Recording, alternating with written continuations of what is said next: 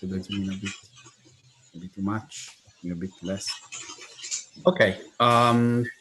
Please, everyone, add your names to the list so we remember who was here and what's happening. The agenda for today is a bit long. We are going to try to go fast. So first thing, we made happen the update to migrate some things to community. The community repo is a new repo where we lost the things that we don't want to have in the Falco repo related to, integrations like with the Kubernetes, with the other things. People might contribute there, Ansible playbooks, this kind of thing. So Leo, Grasso, and Max, if you want to give an update about this. Yes, sure. Maybe Max, do you want to say something because you did the PR? Yes, I did very little work as I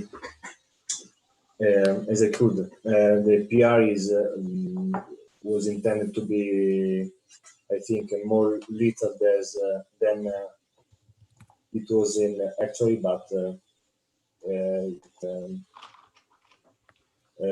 consists only on migrate the integration source from the main Falco repository to the new country one, and we fix a little things. Sorry if I jump in. Lorenzo, if you open the merged PR, we can see what we changed very quickly. Basically, if I remember correctly, we update the files with the new event generator and maybe something more. I meant in the comments. You can see what we changed in comments. Commits or comments? Comments. Sorry for my...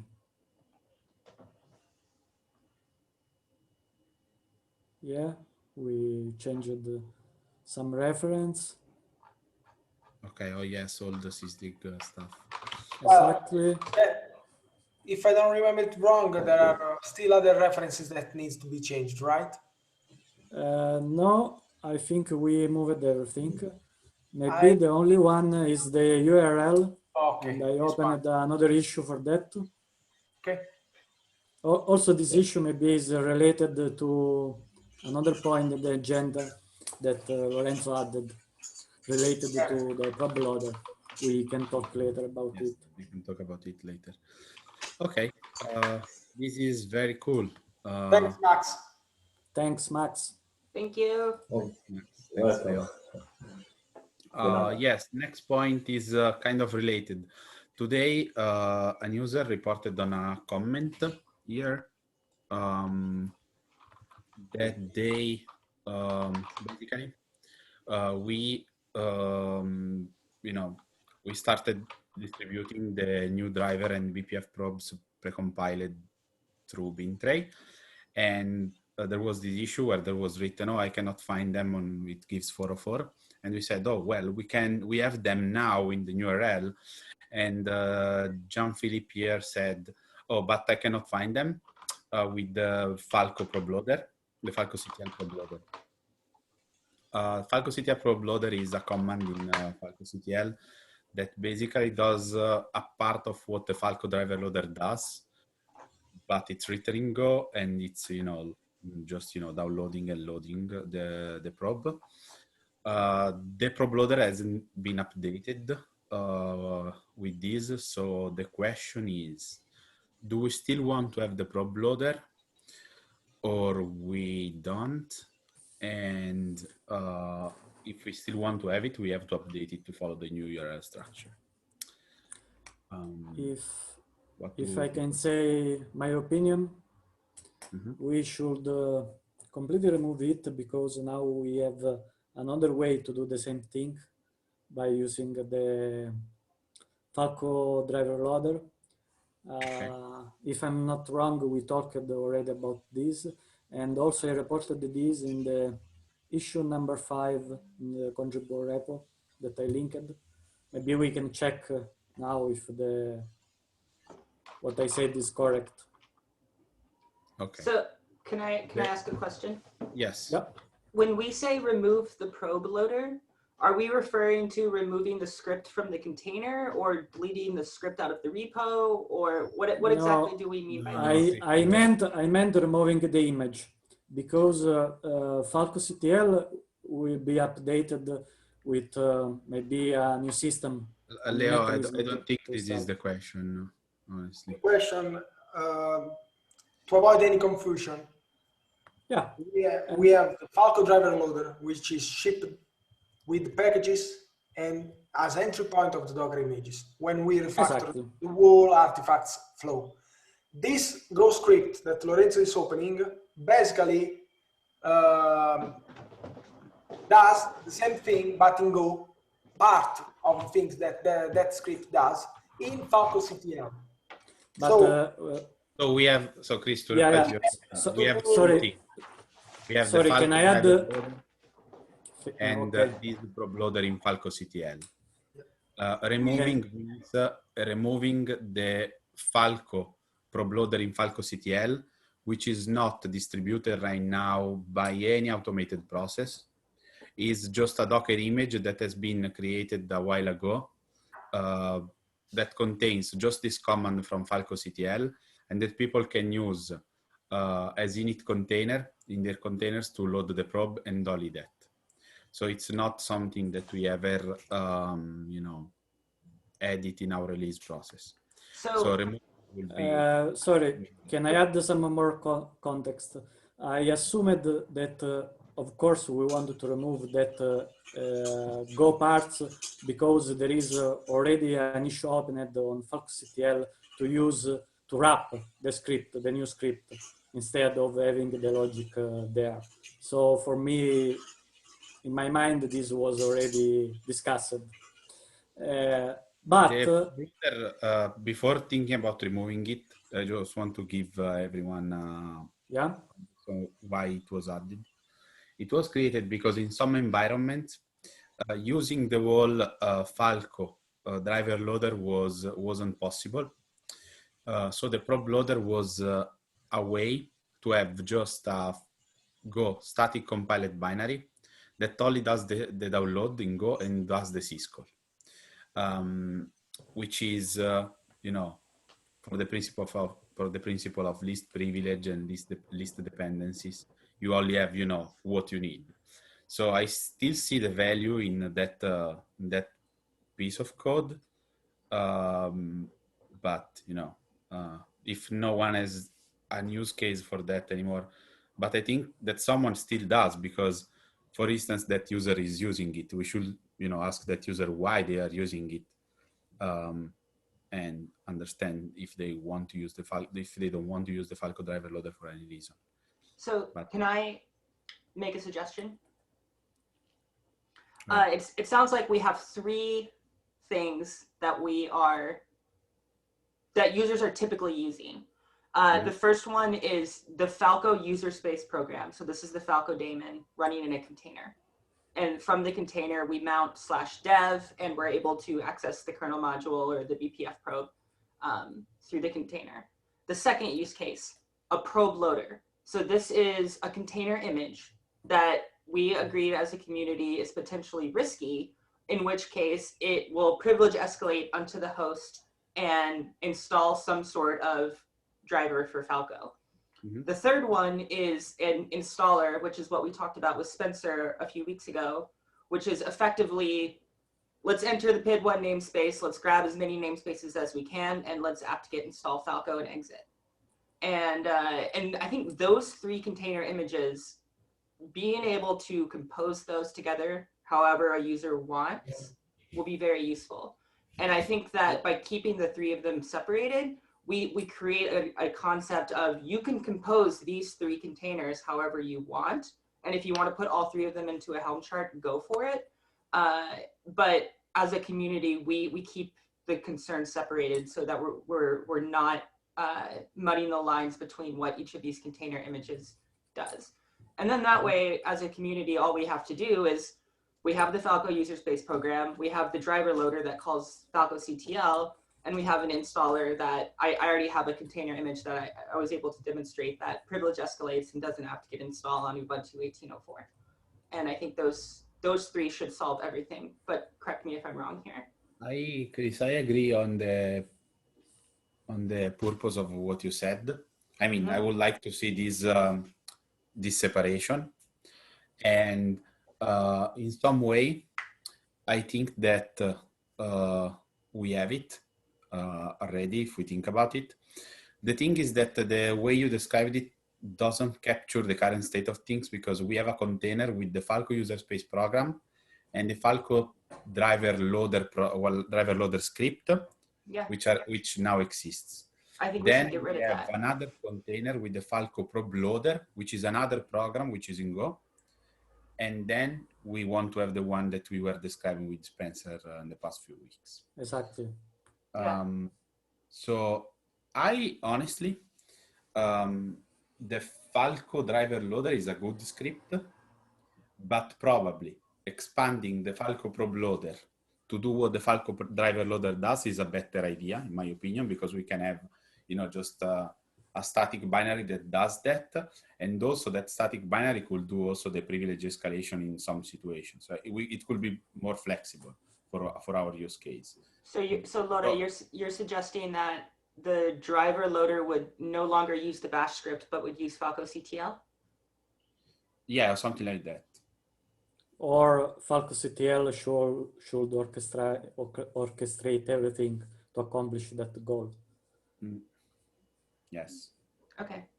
So yeah, I think what I'm hearing here is we keep our container images separated so that they're not doing more than one thing. And then we build functionality into Falco CTL that allows users to easily use each of these three container images, possibly in succession with each other. Step 1, install Falco by privilege escalating in your Kubernetes cluster. Step 2, download the driver. Step 3, start Falco. Yes, or locally Docker run the image that installed the driver and Docker run Falco. Exactly. Just one question, but can I ask a question? Sorry, the image that should install the driver is the same Falco image. So the only difference is the entry point. Yeah, we don't need the two different images. So can I think it needs to, because the problem with the way Chris is describing is right, because right now the Falco image has any sort of compilers and stuff, because it needs to compile the driver if it can download it, and we still want to keep that functionality because we cannot provide precompiled drivers for everyone. So having a single short running image that can do that and then stop it, it's a better idea than having it long running with Falco itself. And that's why we should have two images. I meant using the same image, but two different containers. Just a init container and then the Falco. I understand your point, but if you do that, you mean the init container has more privileges and the normal container less privileges, but in the less privileged container, you still ship a lot of toolchain that can be alone dangerous, because if an hacker comes to your cluster and they already find whatever they need to compile their programs, is a bad security practice. Are we sure that we want to build the driver inside the container? I don't know. I'm just asking. In some environments, we have no other option. So I think again, and Leo, if Leo Dito, if you want to jump in, interrupt me. Yeah. I agree. I could agree on having another Docker image that just does the driver loading and optionally the building, and this to achieve a Falco image which does not contain the build chain to build the drivers, because we don't need that. Say this, the point is that that's important to notice, because I worked a bit on this, so I know where the problem are. We cannot move the logic of the Falco driver loader, for example, in the Go of Falco CTL. Yeah, it's difficult. For the reason that the Falco driver loader script depends on the driver version, which is shipped together with the Falco version during the release and the build workflow in the Falco repository, not in the Falco CTL one. So I'm good with whatever things we choose, as soon this is as long this concept is clear, because otherwise we make Falco release depend on Falco CTL release. Indeed, the Falco CTL should just wrap the exactly script. Or exactly. Then another point, we removed the source of the Falco security probe loader Docker image when we reviewed the Docker images.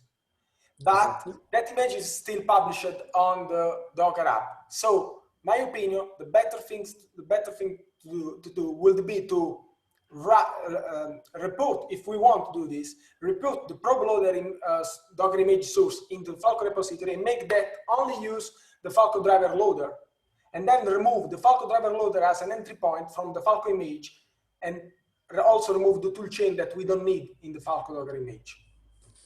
But then Falco CTL can use this Docker image, which source and which process of release is inside Falco.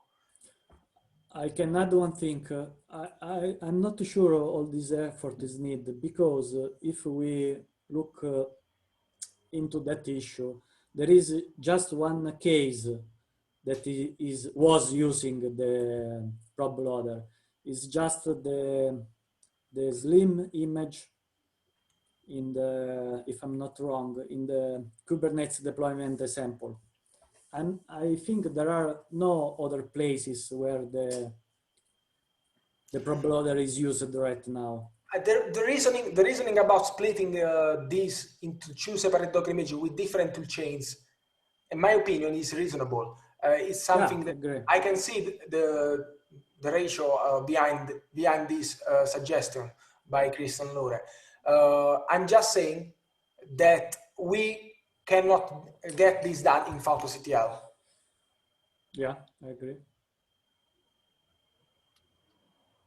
Yeah, we need to think better about that part, because it's yeah, it's hard. Also, replicating all those features of the bash script in Go is very, very hard. It's a long task because it does many things. Ironically, I tweeted about this about 2 o'clock in the morning last night. But yes, I agree. Let's keep it simple, and let's not try to put things into Go unless it's application level logic. This is system level logic. So let's get away with bash as long as we can. Can we add to the decision to support the following list what we want to do with the Docker image that we have, and what we want to do with the actual script that we have in Falco CTL? Because if we don't want it, we have to remove it, because people will continue using it if we don't, and at some point it becomes very outdated. We have two choices, in my opinion, here. Also remove it from the Docker app to avoid people uses it, or just recreate it in the Docker folder of Falco repository. Yes. Taking that Docker image, wrapping, containing the toolchain needed to optionally build the drivers, and only the script, not Falco, and that's it. So we have two choices: just remove it, or patch. I have another proposal, if you all agree. It will be, I think this thing has been brought up at some cost, that people weren't able to actually load the driver with the script because it wasn't compatible with their system or something. We might want to move that part of Falco CTL in the contrib repo and let it live there, so that if they want to use it. I was going to suggest the same thing. I'm a big fan of keeping work in the wheelhouse of the organization, at least for a period of time, instead of just deleting it. And at least that way, we have a response when people raise these issues, which they will continue to raise.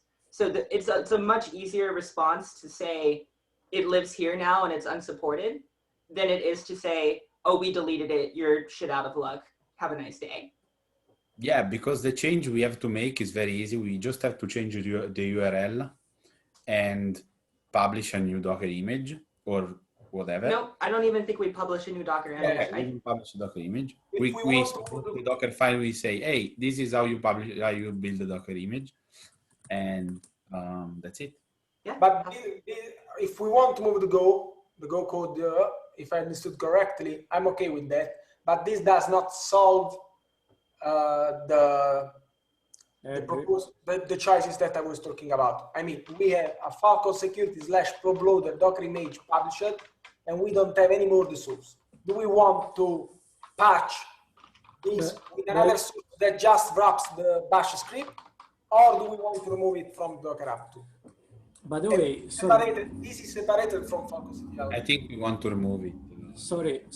Maybe I'm asking a stupid question, but you talked about the toolchain, but I looked at the Docker file of the ProbLoader, and there is no toolchain inside. It's no, just the toolchain of the other image, Leo. The toolchain of the Falco image. Which one? Stable one. The stable one, because the stable one has the toolchain. And the Slim contains toolchain to build the drivers. So look at all those C++. The only reason to have Falco security ProbLoader Docker image is to remove from Falco stable all this crap. Okay. That's okay, but what I mean is the old ProbLoader, the one we removed. Yeah. Didn't do that. Look at this. Because it was calling a Go program, static linked.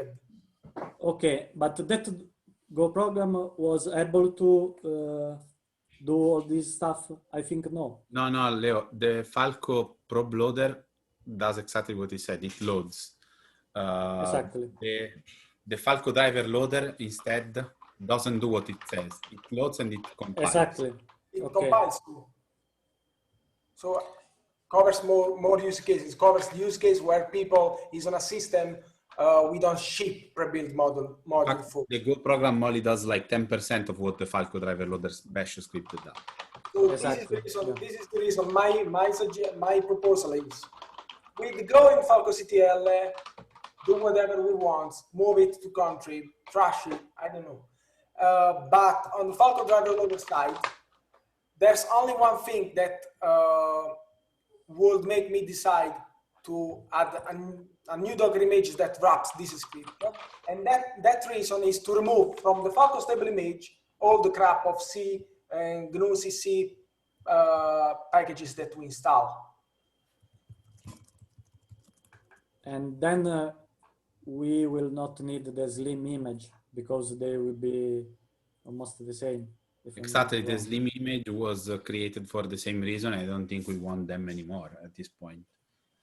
If we proceed in this direction, we can add ProbLoader Docker image that wraps Falco driver loader, but we can remove the Slim, probably also the minimal one. Okay, so what does that leave us with? Sorry, Chris? What will that leave us with? What remains, Leo? What's the difference? Okay, sorry. What remains? Remains the Falco Docker image that we have, but it will be less heavy, less not containing C++ 6. This image with only Falco and not all of this stuff. Okay. Look, this stuff is for the binutils, C++ 6, C++ 5, and it's to build drivers on platforms we don't ship pre-built for. Yeah, ideally the Falco Docker image is just, from Ubuntu, run apt install Falco, and that's it. So basically, if we look at the table in the Docker directory of Falco, what will remain? Will remain the Falco, the normal Falco image, slimmer. The Slim will go away because will not have any reason to exist at that point. And we will again the ProbLoader that this time does not use the Go, but uses the bash script. So we will remove the one that uses go and we will replace it with the one that uses a bash script? We will reintroduce the one that we removed, which was using Go, with the same name but using the bash. Okay, and then Yeah, the code remove the slim. And the code that's in Falco CTL will now will refactor that out. But and the one in Falco CTL goes to the contrib repo, and as its own description, but we don't support or we don't, you know, it's just there for people. The Go one, as Lorenzo was saying, does a part of what that script does. So, sorry, there is one thing that still I don't understand. Maybe we can talk later. I think that this discussion deserves an issue, and we discuss on it asynchronously to leave space for the other things. Yeah. The only thing that I don't understand is the issue you linked that talked about the probe loader. In my opinion, is a different use case. It's not what we are talking about now. No, the issue is completely unrelated. I was just mentioning that the user was reporting that they are using the probe loader to load the drivers. Exactly, but missing drivers. It's another issue. Since we are still talking about a probe loader, but now we are talking about something that's different. Maybe we just I don't know. I just made a. Either we should call it driver loader or driver loader and builder. Okay. Exactly. Yeah. Just to avoid the confusion. The point is about confusion. The point is that that image will contain the tool chain to optionally build on system where it can only build the drivers or download them if they are pre-built. We need to talk about other things. Let's open an issue and then the discussion. Perfect. Thank you. Okay. Good thinking. Thanks, everyone. Chris. Yeah. Updates on the new documentation structure. You had a PR to update the documentation. Yeah. Do you need to say us anything? Are you okay? You need any help? No, so a lot of this is on me. I did want to bring up a few things. The first one is I personally just want to make some changes that are going to reflect what we just talked about. So until we get that figured out, I don't think we want to push a major documentation change because this is going to be a pretty abrupt change. And the whole goal of the documentation change is to simplify what Falco supports and how to use Falco and refactor all of the documentation to match these new paradigms. So until we understand what containers we support and what the scope of these containers are, we can't merge this change. Okay. So that's the first one. So we're blocked on understanding the Docker directory in the Falco repository, which I think I did a good job at highlighting everything we just talked about. And I think everything I just wrote down is everybody's kind of in agreement on. And we can hash out, like you said, Laura, names and where we put shit and all that fun stuff. Yeah, it's better to not push big documentation changes before we have clear ideas on what we want. Yep. So that's the first one. The second one is, again, it can be as controversial as we make it, but one of the things is that on the Falco install, have y'all actually seen my branch yet? Your? My branch of the documentation. I didn't. Yes, I saw that. Yeah, it's pull request 184. Yeah. Yeah. Has anybody actually ran it and seen what it looks like on the website though? No. Okay. Can I do a screen share? Yes. Let me stop.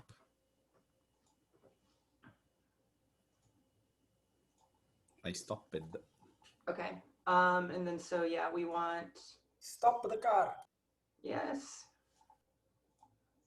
Laura needs Italian food. Okay, so localhost 1313. I just want to tell everyone that Deborah is making Italian pizza right now. Extra ananas? Okay, so the first thing on this branch is if you look on the left, like we can just do a quick kind of side-by-side with falco.org. I've just gone through and I've just spent a lot of time and a lot of attention to detail. Like the word Falco appears on the left here, here, here, here, every one of these menu items, and it's just kind of busy. So like I just started to just clean this stuff up. And it's just these little things all over the website to just start to solidify what our project does. And if you click on download, it's extremely simple. You can download for Linux or you can download container images, and that's it. That's all we're gonna let you do. And if you want to download for Linux, here's RPM, here's Debian, here's binary packages. And then I started to put these little warnings around where we start changing paradigms behind Falco. And for instance, everything we just talked about will potentially need to be updated here on our documentation. So until we have those containers figured out, we're not going to be able to update what we advertise here. And here in the description, we have an opportunity to explain what each of these containers do, which explains why I started to add these things here. Falco installer, we can note that it requires privileges. The driver loader, whatever we call it, this also will require privileges, and we can make that clear in the documentation here as well. This is the controversial part. I put a huge warning on the Falco install page that says, the Falco project does not suggest running Falco on top of Kubernetes, but rather beside Kubernetes on the Linux host with systemd. And then, of course, we would have like some third-party integrations. A related question. Did you make warning tooltips, or they were there since always? They've been there since always. I started to go through the Hugo source code, which if you look in the Falco website, these are called, let me see if I can find it really quick. Themes, Falco Fresh, I want to say assets maybe. There's a word for them, I forget what they're called. Shortcodes, that's what they are. These things. So you see there's warning, there's success, there's danger, and info is the one that I've used. And you use it by basically adding a tag in your markdown. And once you add your tag, it creates these little ones. Like the warning one is bright red and has an exclamation point. The notice one is yellow with like a question mark. And so you can just use these in the documentation if you want to provide like notation, which I think is a little bit better than doing like, if you look in the past, we had like, let's go to installing Falco. There's like these notes in here, like these things. Yeah, this is, yeah. Yeah, okay. So again, I removed a few hundred lines of code and just put things where they need to go. And third-party integrations is kind of a representation of contrib. So these are all of the third-party integrations that I was able to find. Minikube and Kind, I think, are probably the most exciting. So I put those towards the top. Helm is going to get a lot of action, so that's up there as well. And then they kind of just trickle down into various other things that we've supported in the past. I want to go through and update Build Falco from source as well. And then I'm going to have a blog that kind of is going to just high level explain everything that we've been working on for the past few weeks. Okay, so that's that PR that we're looking at. In other news, I'm going to take off my Chris Nova, the Falco maintainer hat, and I'm going to put on my Chris Nova Sysdig is a consumer of Falco hat.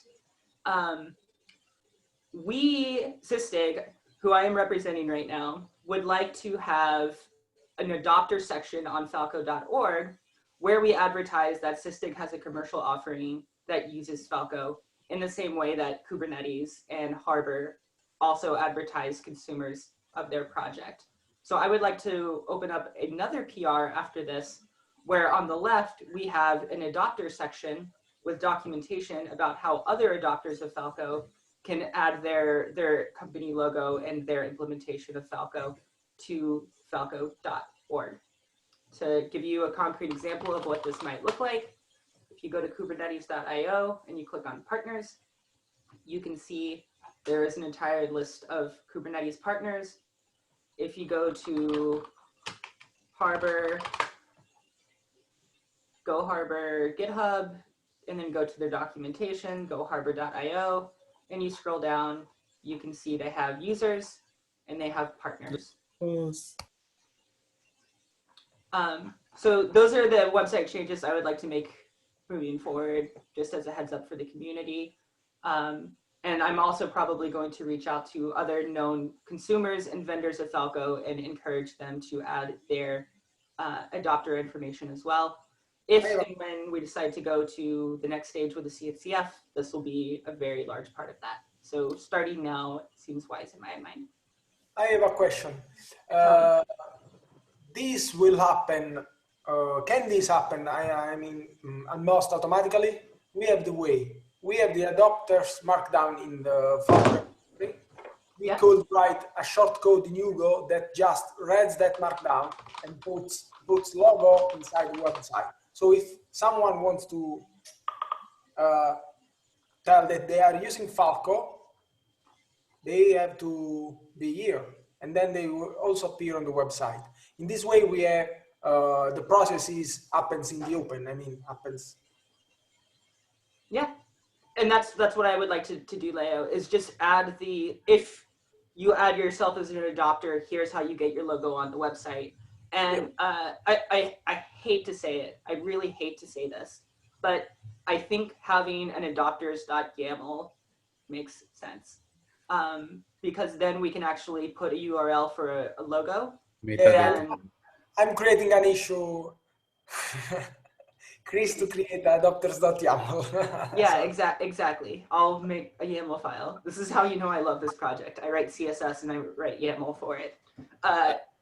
Chris, please go to Falco Security Test Infra and search for YAML files. No, I've seen it before. I know what this is.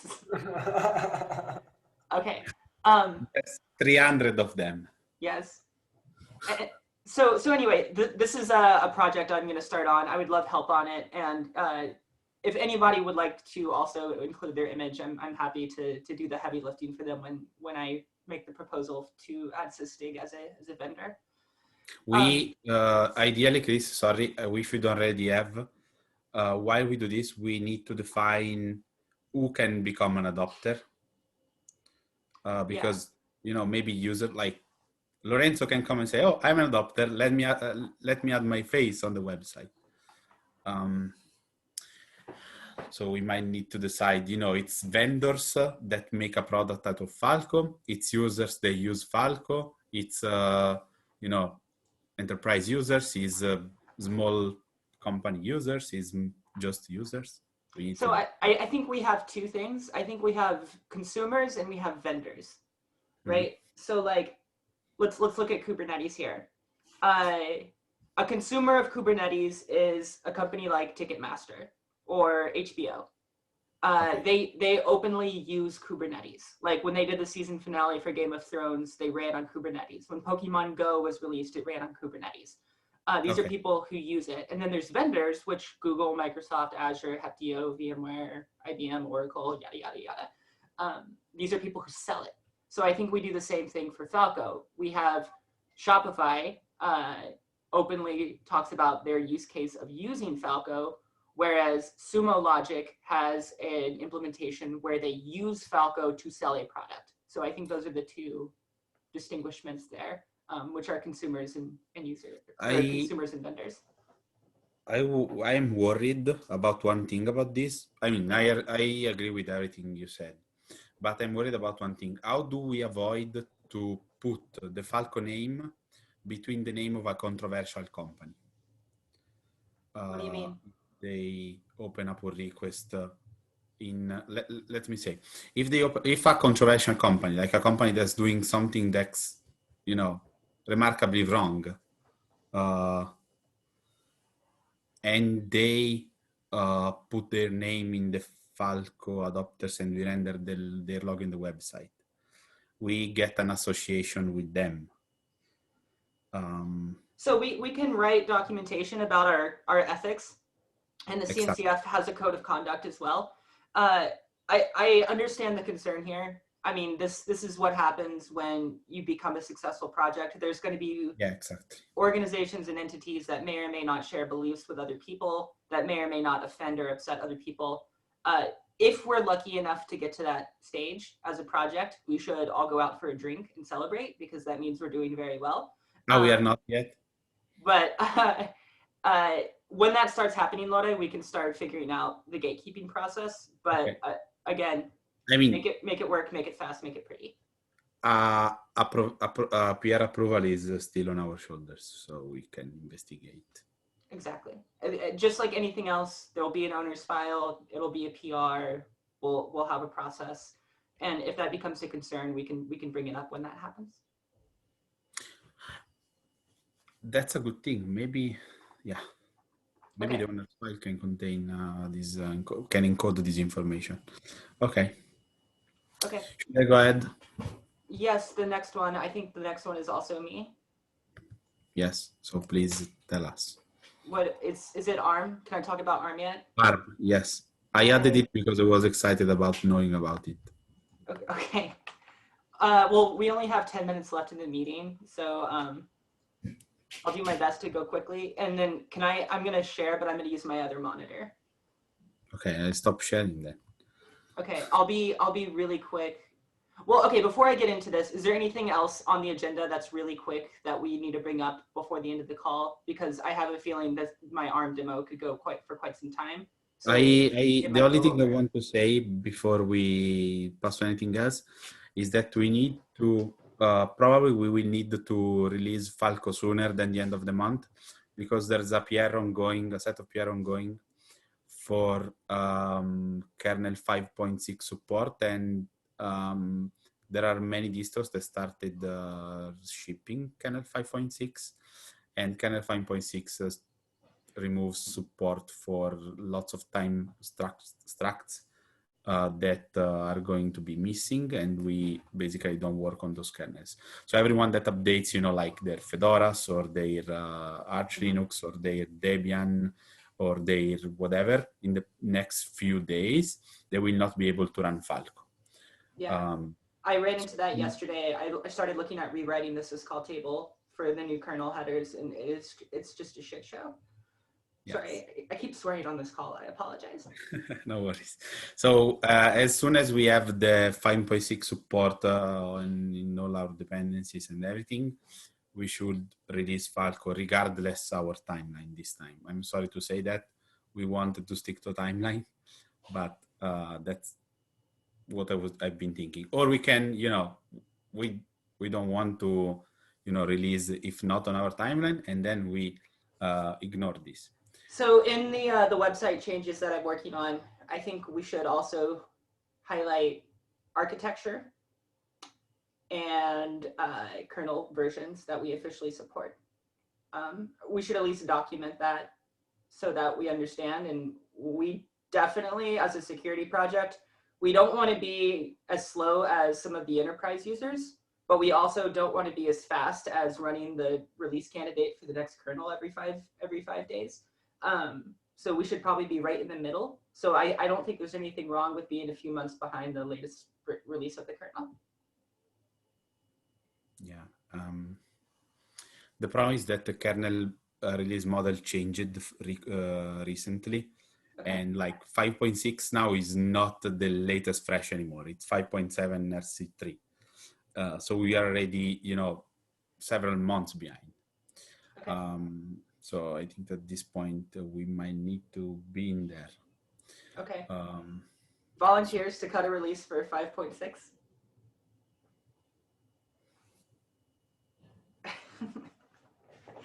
Okay. But it's to be decided. I just want to bring this up, and we can talk about next call. I don't think the PR will be ready this week. So. My opinion is that until the PR is ready, until we fix these things about the init container Docker image and the documentation and everything in place for 0.23. Already.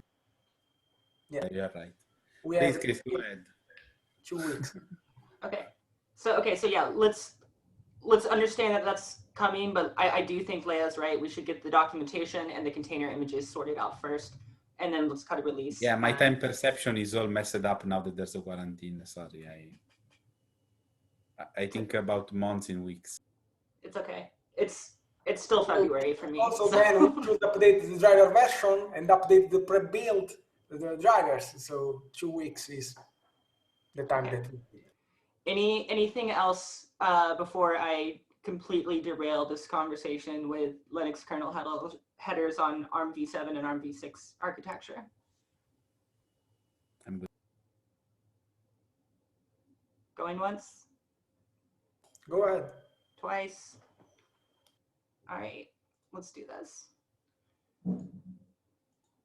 Okay, so here on my tiny square monitor in front of me, we have a Raspberry Pi 4 that's sitting over here on my desk. I have a stack of 4 of them, and I would like to offer a Raspberry Pi image that comes pre-baked with Sysdig, pre-baked with Falco, and pre-baked with Kubernetes, with documentation built into the image on how to run all of these on a Raspberry Pi on ARM. I tweeted about it. It got, I think, over 100 likes in the first couple of hours. So there's obviously some interest in folks doing this.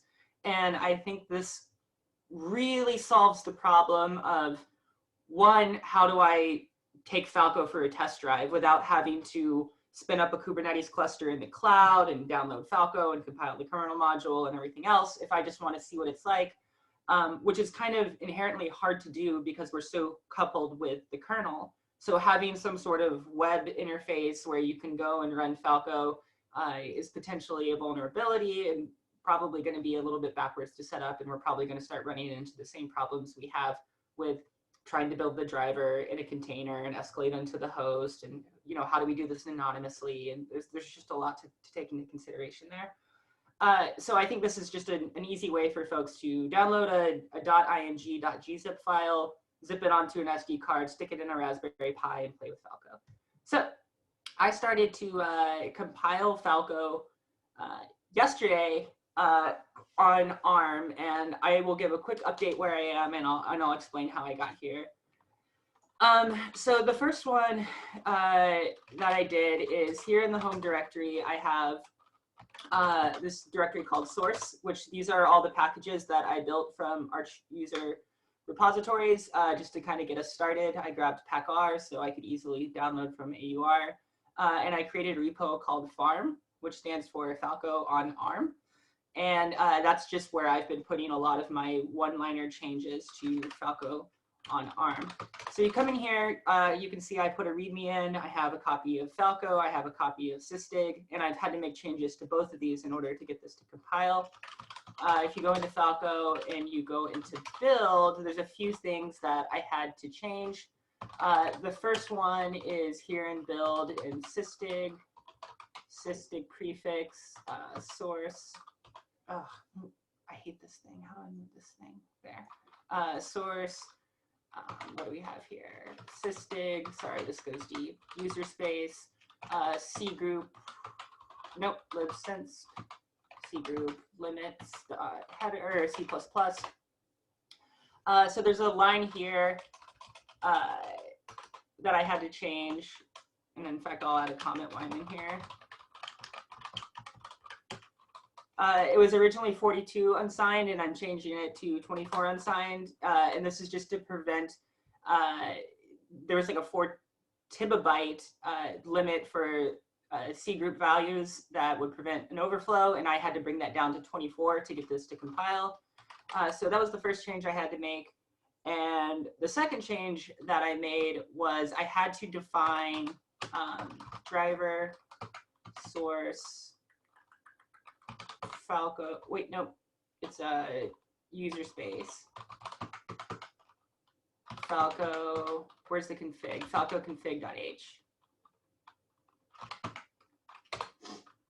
I had to change some of these major minor release versions to get it to compile instead of using a git commit SHA, because I took away the git history here because I was making so many changes. And I also had to do a pound define for this config arm, which if you look in driver source let's see here, ppm.h. In fact, let's just open this up in Emacs. Config arm. There's a pound define here for config arm. If this is defined, it sets the syscall table ID 0 as in our syscall base, which this comes from unistandard.h out of the ASM directory in the kernel headers. And this is where I got into trouble with the new versions of Linux. Kernels greater than 5.0 define this in a different way than the way that it is on 4.19. So right now, kernel 4.19 is, I've had the most success with compiling on ARM. And typically this is just set to 0, but we're using this macro here to define what it is in case that happens to change based on the architecture. So with that being said, and those were like one-liner changes that took the better half of my day yesterday to discover. With that being said, I am able to build the driver on ARM.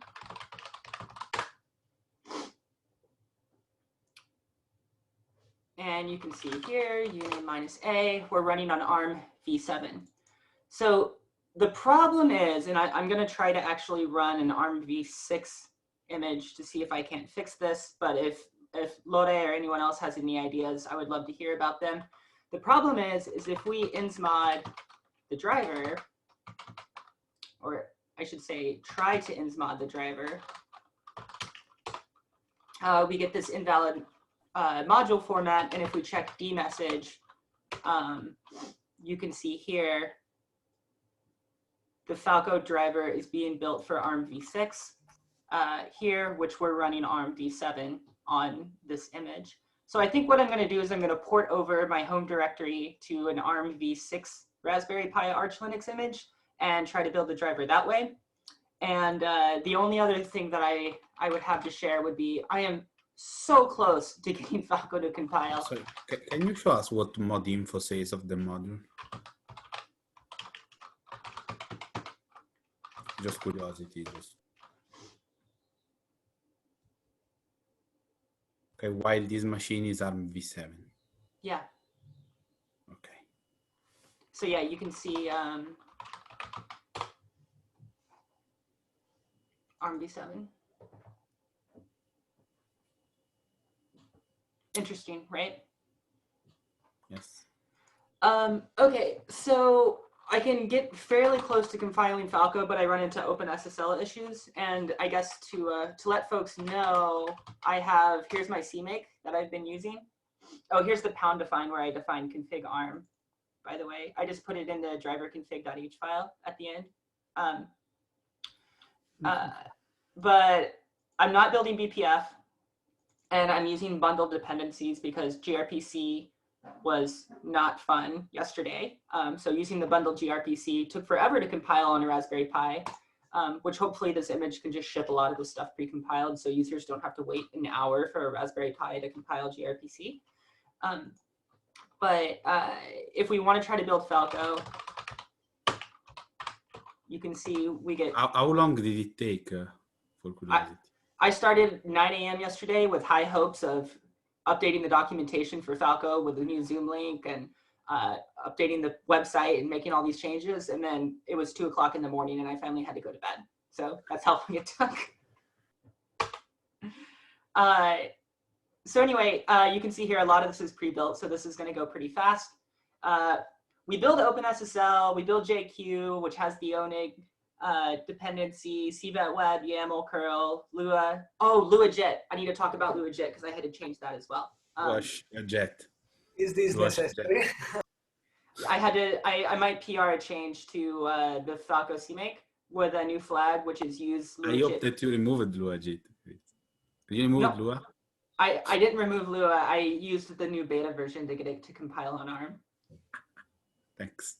So I just put in another if statement in the CMake that you can pass in use LuaJet beta, and if so, it downloads from LuaJet instead of the S3 bucket, which we should probably also open up an issue around blindly downloading dependencies from a proprietary S3 bucket at some point, which our CMake is doing right now. Okay. Do we still have some of them because some other of them have been moved to bin tray? So we should move them to our bin tray. There are some of them. Okay, thanks. There are some of them that should not even be on S3 Pro. We can just go on GitHub. Yeah. Yep. Anyway, the issue, there's already an issue. Yeah. And you can see here, this is these two lines, this one and this one, are from the if statement. That's why they're indented over. If you pass use Luajit beta, you would download this one. Otherwise, it defaults to this one. Cool. And so yeah, this is Luajit 2.0.3, and I'm using 2.1.0, which has better ARM support according to the Luajit documentation. And so anyway, we get close, we get 91% done, and we start to actually link the executable, and we get in here, and now we run into all these OpenSSL and curl and JQ issues, which I was hoping I would be able to say, hey, I ran into these issues, and Leo and Lore would be like, oh, pass this magic flag and it'll fix itself. But I don't think we're there yet. I'm wondering if I'm assuming we have different versions of OpenSSL on this file system, and we're probably trying to use a different version of OpenSSL other than the one in the build directory here, which would explain why a lot of these definitions are missing. Which JQ are you using here? So one? Everything's bundled, so I'm using this one. Mm-hmm. Because it misses the link to Oniguruma for regex matching. I can detect it from Onig region new, Onig search, Onig for each name. This stuff is very hard. Yep. Yeah, so I have no idea how to tell which version of JQ this is. Maybe in the README? Nope, in the CMake. If you're using the bundled one in the CMake. Yeah, she says she's using the bundle, everything bundle. It's not about, anyway, it's not about the version. It's about the way that JQ is included, so it's not bundled. It's the system one, and the system one misses Oniguruma. Chris, but the driver compiled. Yeah, the driver compiled. You said, but it has the wrong ARM, right? Right. Driver compiles very quickly. With that one-liner change where I moved the 42 to 24. But yeah, there's the driver there, Lore. Because the driver, it's the one I was more concerned about, because the Falco binary is difficult, but just because we have some bad dependency structures. But if the Falco code should work. So yeah, it's, I think my new server rack is being delivered. Hold on, my new server rack just got here. Let me go sign for this. I'll be right back. Okay. Do you need a signature? No, I don't. Okay, thank you. Yeah, no problem. Finally. Okay, sorry. Does not need a signature.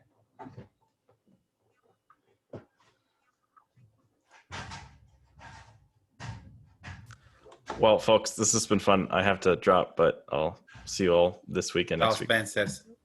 Thank you, Spencer. Thank you, Spencer. Ciao, Spencer. Hi. But yes, that's why I started with the driver, Lorenzo, was I knew it was going to be the hardest, and I wasn't expecting to run into problems with building Falco. Also because there are some syscalls that we might support that maybe are not in ARM. So it might be... They're pretty standard. If you, let's see, what's Emacs? Because potentially the kernel can change every syscall for different architectures.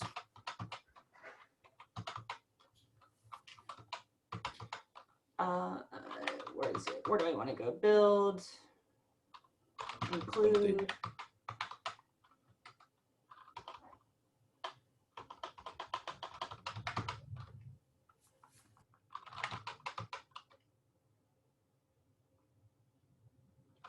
Arch, this is what I want.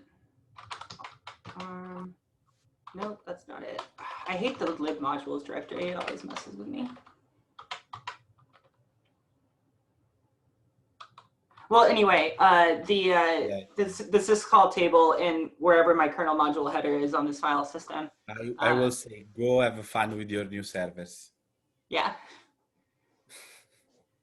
Okay, so yeah, if anybody wants to pair, try to help me get Falco compiling. Leo, it looks like you might have some clues around getting JQ to link to ONIG by on the local file system. You have to build from source on your Raspberry with that flag in the CMake of JQ. The CMake of JQ in this one? No, you're using the system one here, if I don't remember wrong. Also, if you declare the use bundle depth, because the include that you showed me looked like that. That means that the JQ that you have installed in your machine is not linked to Oniguruma, which in turn means that JQ cannot be used with regex, which we use. Okay. So I would need to effectively do this and remove JQ, download it, build it with a flag on my system, and then try to recompile Falco? Yeah. Okay. Do you know which flag I need to add, or can I just Google that? I don't remember. Leo, but does I'll look it up. Chris need to do this even if she's using the use bundle depths? Because, let me look.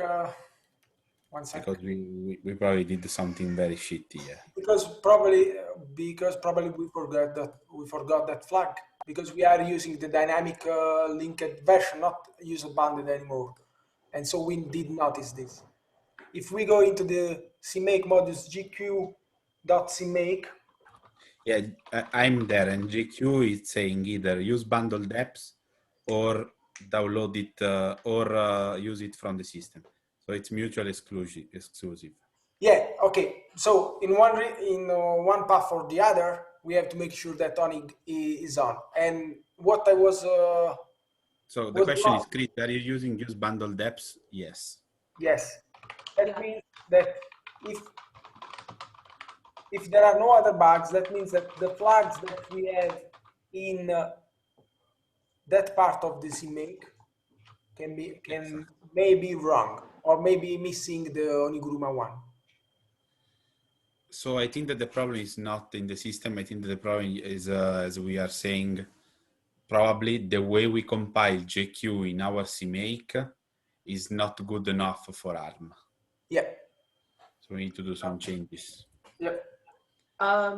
Okay. So, where do we know where we define the compile command for JQ? If you go to jq.cmake under the folder CMake modules in Falco, you will find that we download the JQ and we compile it with make. But we also apply a patch for a reason that I don't remember. The patch was... We apply a patch because we need to stick with the JQ version, but we wanted to have something that was from a newer JQ version. I don't remember. No, the patch was because they released a version with a bug and then they didn't release a new one with the fix. And so people is using that patch to fix that version of JQ. And the patch was about the tokens, if I don't remember it wrong. So I have a question. For ARM architecture, do we want to just add a global flag that -- ARM v6 or something that would potentially change LuaJIT, change JQ, or is this more of a global? Potentially it could be an approach, but we don't need a flag, Chris, because CMake detects if you're on ARM, and potentially you could implement it to auto-detect. If you're on ARM, we ship the dependencies in this other way. Yeah, instead of having a flag, we just detect. Yeah, it's the same thing Chris is saying, but the flag is already there, Chris. Okay, cool. I will work on this and open up a PR. Good luck. Thanks. So this is a great improvement. Okay, now there's a 1.6, so we might want to update it. So Chris, try to update it first, maybe. Tell me. From 1.5 to 1.6. Change the CMake there to 1.6. And remove the patch command. And change the Shazam.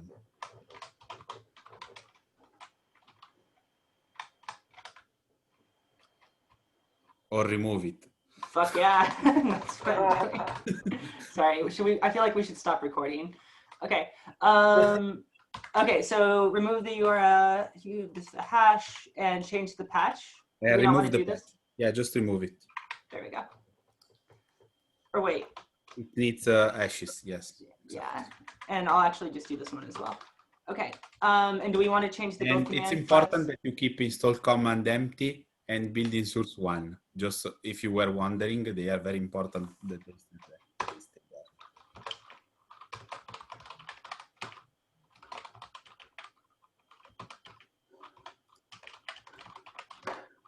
Wait, Chris. There's in the changelog of... I don't remember the reason, but I've been staying up like 2 or 3 nights for this. Okay. Yeah, me too. Chris, if you open the link that I sent in the chat, that links to the JQ release, there's in the section bug fixes a phrase, adds a local Oniguruma submodule and the configure option to make it easier to build with Oniguruma on system where you can't install